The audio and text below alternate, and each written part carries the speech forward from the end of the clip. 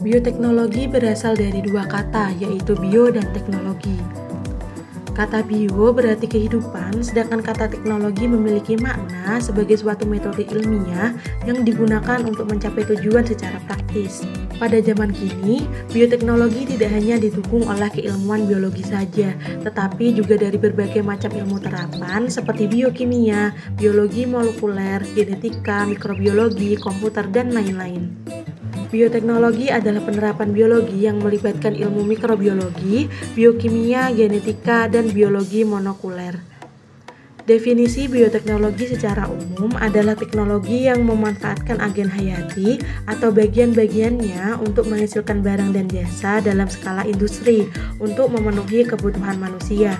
Penerapan bioteknologi mencakup produksi sel atau biomasa dan perubahan atau transformasi kimia yang diinginkan.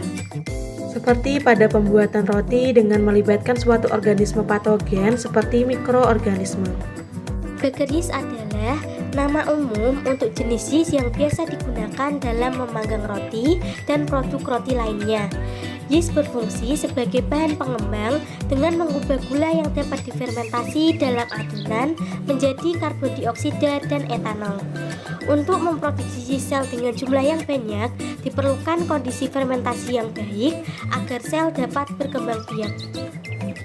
Yeast atau ragi. Salah satu bahan baku roti yang paling penting dalam proses pembuatan roti adalah ragi atau yeast. Ragi adalah mikroorganisme hidup yang berkembang biak dengan cara memakan gula. Jenis ragi yang biasa digunakan dalam pembuatan roti adalah Saccharomyces cerevisiae. Fungsi utama ragi adalah mengembangkan adonan. Pengembangan adonan terjadi karena ragi menghasilkan gas karbon dioksida atau CO2 selama fermentasi.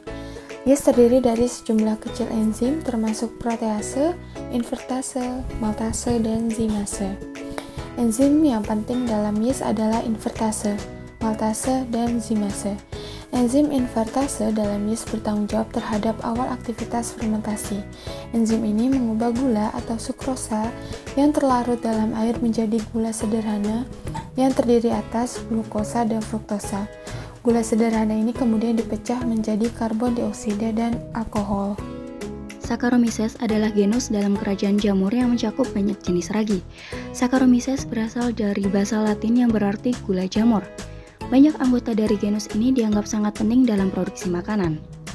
Koloni dari Saccharomyces tumbuh pesat dan jatuh tempo dalam 3 hari.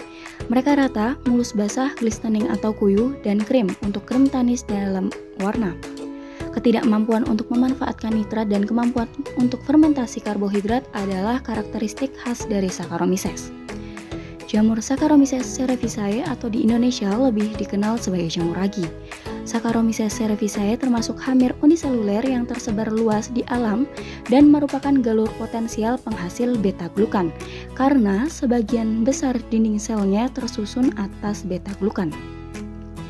Mikrobia ini bersifat non-patogenik atau non-toksik, sehingga sejak dahulu banyak digunakan dalam berbagai proses fermentasi seperti pada pembuatan roti, asam laktat, dan alkohol. Kompres yeast atau ragi yang dikompres merupakan ragi berbentuk krim yang hampir semua cairannya dihilangkan. Bentuk dari ragi ini adalah padat dan lembut, berwarna coklat muda dan dikenal oleh masyarakat dengan ukurannya yang kecil serta dibalut oleh foil. Kekurangan dari ragi jenis ini adalah ia sangat mudah untuk rusak jika tidak disimpan dalam kondisi yang tidak sesuai. Selanjutnya ada deactivated yeast atau yeast yang tidak aktif. Ragi ini merupakan ragi yang sudah mati dan tidak meninggalkan sesuatu pada produk. Dia tidak dapat dicampur dengan ragi lainnya. Ragi ini biasa digunakan dalam pembuatan pizza atau adonan roti yang dimasak di loyang. Jumlah ragi yang digunakan biasanya 0,1% dari berat tepung, tetapi jumlah ragi ini bisa berbeda di setiap pabrik. Ragi ini merupakan agen produksi yang kuat dan digunakan untuk meningkatkan kelenturan dari adonan. Yeast memiliki bentuk yang mirip dengan bubur ragi. Dalam hal ini, krim yeast sama-sama memiliki suspensi sel ragi dalam cairan.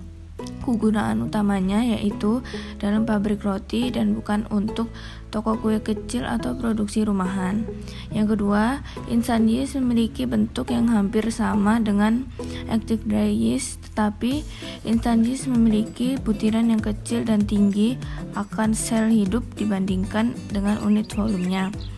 Instant yeast lebih mudah rusak jika dibandingkan dengan active dry yeast, tetapi ragi jenis itu tidak memerlukan redehidrasi dan bisa langsung digunakan ke dalam adonan yang kering. Secara umum, instant dry yeast memiliki sejumlah kecil asam askorbat yang berfungsi sebagai pengawet. Tahapan untuk memproduksi yeast dimulai dari strain bank, di mana strain dari yeast cell disimpan di suhu minus 80 derajat Celcius. Initial liquid culture disiapkan di dalam tabung lalu dipindahkan ke dalam media biakan atau medium culture dan diletakkan di inkubator dengan suhu 30 derajat Celcius. Tahapan selanjutnya adalah proses fermentasi. Pada proses ini diperlukan waktu sekitar 3-6 jam. Kemudian, yeast cell dipindahkan ke dalam tangki yang lebih besar. Tujuan dari beberapa tahapan ini adalah untuk meningkatkan kuantitas dari produksi sel. Untuk mencapai jumlah yeast yang lebih besar, pada proses ini dilakukan pitch pada fermenter untuk mendapatkan yeast generasi pertama. Yeast kemudian dipisahkan dari media biakan. Pemisahan sentrifugal memungkinkan sel berkembang biak. Produk yang dihasilkan berupa krim yang kemudian disimpan dan didinginkan dalam suhu 4 derajat Celcius untuk memastikan sel ragi tidak aktif. Dalam bentuk ini, ragi diproses untuk diperjualkan dalam bentuk liquid dengan menyiapkan krim yeast. Liquid yeast dapat dijual dalam 3 bentuk, yakni Castalia, semacam kantong pendingin, atau krim yeast yang disimpan dalam kontainer 0,1 hingga 1 meter kubik, atau dalam truk kapasitas 25 ton untuk toko roti yang besar. Selain itu, ragi yang dijual dapat berbentuk padatan. Pertama-tama, yeast cream melewati rotary filter atau vacuum filter di mana mesin ini menghisap liquid yang tersisa pada yeast cream sehingga dihasilkan yeast dalam bentuk lembaran. Lembaran ini kemudian diproses dalam mixer untuk dikompres. Setelah itu, ragi yang dikompres dipotong membentuk kotak.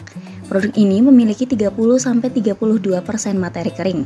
Yeast cream yang melalui rotary filter, lalu extruder dan pengering akan menghasilkan ragi yang lebih kering, yakni 95% materi kering. Sekian penjelasan dari kelompok kami mengenai proses pembuatan bakery yeast. Terima kasih dan sampai jumpa.